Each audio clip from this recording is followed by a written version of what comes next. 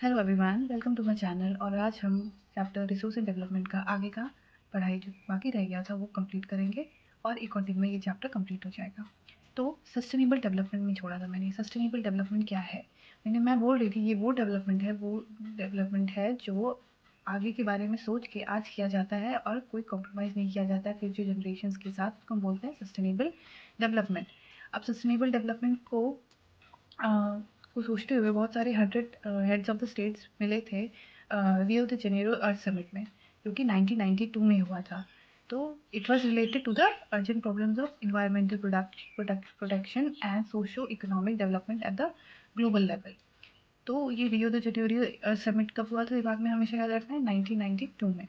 और इसी में हमने अडॉप्ट किया था एजेंडा 21 ग्लोबल फॉरेस्ट प्रिंसिपल।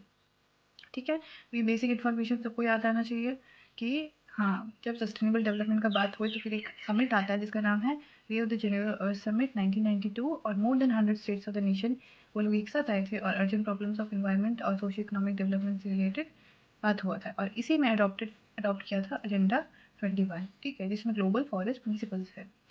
अब ये क्लियर हो गया। आगे का रिसोर्स प्लानिंग है। रिसोर्स प्लानिंग में क्या है? रिसोर्स प्लानिंग जब कोई भी स्टेट करता है, ठीक है, तो उसमें सबसे पहले आइडेंटिफाई किया जाता है, ठीक है, ये रिसोर्स है कहाँ, ठीक है, कितना है, ये तो आइडेंटिफिकेशन होता है। नेक्स्ट स्टेप होता है एक प्रोसेस इवॉल्व करने का, क्या स्किल्स लगेंगे, ठीक है, उसको एक्सट्रैक्ट करने के लिए। तो ये है वो प्रोसेस इवॉल्व होता है, स्किल्स क्या लगेंगे इसके बारे में सोचा जाता है। नेक्स्ट है मैचिंग प्लान्स। मैचिंग प्लान्स जो हमारे नेशनल प्लान्स के साथ मैच कर रहे हैं कि नहीं कर रहे, मैच प्लान करके आगे फर्दर एक्सट्रैक्शन और उस रिसोर्स को फर्दर यूटिलाइजेशन में उसका काम आता है।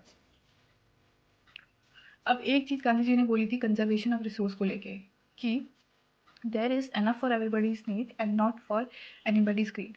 मतलब हम सबके लिए बहुत यहाँ इस धरती पे बहुत है, पर किसी के ग्रीड के लिए बहुत नहीं है। ये कौन से कॉन्टेक्स्ट में है? पहले पहले जब रिसोर्सेज हमें मिले थे तो सबने ये सोचा it is a free gift of nature, but it is in limited quantity. तो ये गिफ्ट तो है पर इट इज़ लिमिटेड क्वांटिटी, तो हर किसी के ग्रीड के लिए इनफ नहीं है, ठीक है। तो ये दिमाग में रखना पड़ेगा कि हमें रिसोर्सेज को कंजर्व करने की ज़रूरत है। अब लैंड रिसोर्सेज जो हैं हमारे इंडिया कंट्री में वो किस तरह से डिस्ट्रीब्यूटेड है, ये समझने के लिए ये सर्किल देखो। यहाँ पे क्या है, 43% प्लेन्स है। प्लेन मतलब क्या होता है? जो प्लेन जगह है, ठीक है, जहाँ पे कोई माउंटेन एरियाज नहीं मिलेंगे, ठीक है, थोड़ा ऊंचा नहीं मिलेगा, उसको हम बोलते हैं प्लेन्स, ठीक है। तो जैसे हमारा नॉर्थ साइड जो है वो नॉर्थ साइड जो है वो थोड़ा प्लेन है। फिर इसके बाद आता है plateaus. Plateaus means Madhya Pradesh reason, Rajasthan reason, ये सारे प्लेट्यूज में आते हैं। माउंटेन्स में कौन से स्टेट्स आ गए? जैसे हिमालयस। हिमालयस कौन कौन से स्टेट से गुजरता है? वो सारे स्टेट्स माउंटेनियस रीजन के अंदर आते हैं और वहाँ पे हमारा लैंड रिसोर्सेज माउंटेनियस कहलाएगा। नेक्स्ट है लैंड यूटिलाइजेशन। तो लैंड यूटिलाइजेशन का क्या है? तो लैंड बहुत सारे 5 कैटेगरीज में डिवाइडेड है उसका यूटिलाइजेशन। पहला होता है फॉरेस्ट। फॉरेस्ट में हम जानते हैं कैसा रहता है क्या नहीं रहता है।